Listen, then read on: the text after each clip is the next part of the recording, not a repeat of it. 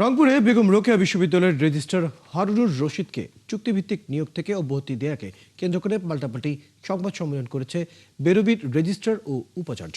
বুধবার এক সংবাদ সম্মেলনে অব্যাহতি পাওয়া রেজিস্ট্রার হারুনুর রশিদ অভিযোগ করেন, রাজনৈতিক কারণেই তাকে দায়িত্ব থেকে সরানো হয়েছে। তিনি দাবি করেন, তার চুক্তির মেয়াদ শেষ হওয়ার আগেই নিয়ম না মেনে তাকে অব্যাহতি দেওয়া হয়েছে। অন্যদিকে উপাচার্য জানান, সিন্ডিকেট সভায় নিয়ম মেনে রেজুলেশন পাশ করেই রেজিস্ট্রারের চুক্তি বাতিল করা হয়েছে। তিনি আরও জানান, বিভিন্ন বিভাগের শিক্ষকরা সাবেক এই রেজিস্ট্রারের বিরুদ্ধে অনাস্থা জানিয়েছিলেন।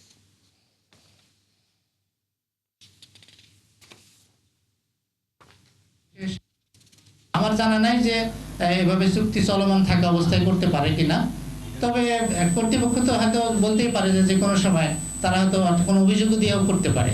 তবে মেয়াদ শেষ না হওয়া পর্যন্ত তাকে মেয়াদ কমপক্ষে চালিয়ে যেতে দেওয়া উচিত।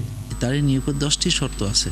এই শর্তগুলো কোনোটা যদি ব্যত্যয় ঘটায়, তার নিয়োগ অটোমেটিক্যালি বাতিল হবে, তার কারণ দর্শাও ছাড়াই। কারণ কারণ দর্শাও তাকেই দেওয়া হয় যখন সে ফুল টাইম কোনো জায়গায় চাকরি করেন।